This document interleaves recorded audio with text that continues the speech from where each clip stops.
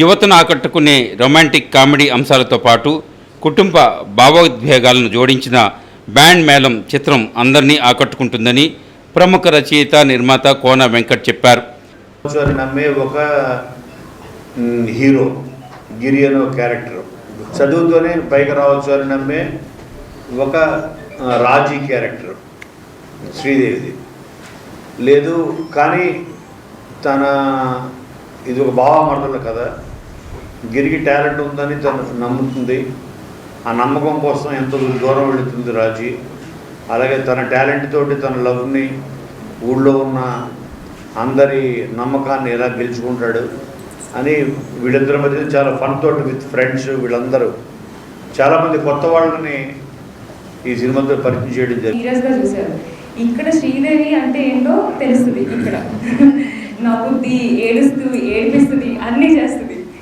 And ఇంకా మీతో ఇంకొంచెం ప్రేమను తీసుకుంటుంది.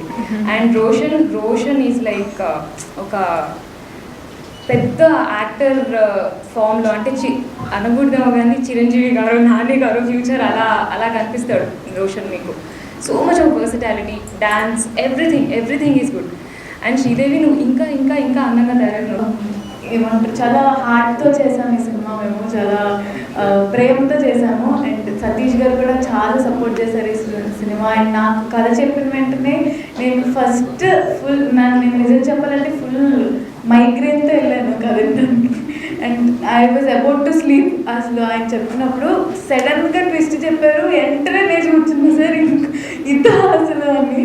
సో అంత మైగ్రేన్ ఉన్న నాకు కూడా తక్కువని ఫుల్ అంటే అటెన్షన్ తీసుకొచ్చేసింది సినిమా. సో ఖచ్చితంగా బ్యాండ్ మేళం చూడండి. March 13th రిలీజ్ అవుతుంది.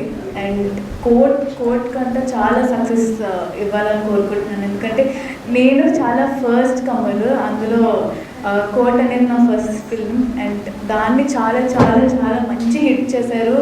అండ్ ఇది కూడా అంతే మంచి హిట్ ఇవ్వాలని కోరుకుంటున్నాను. And thank you so much sir, Kona sir. అంటే ఆఫ్టర్ వాల్ పోస్టర్ సినిమా నేను KFCకే ఫస్ట్ షూట్ చేయడానికి నాకు ఫుల్ అంతా హోమ్ ఫీల్ ఇచ్చినందుకు చాలా థ్యాంక్ యూ.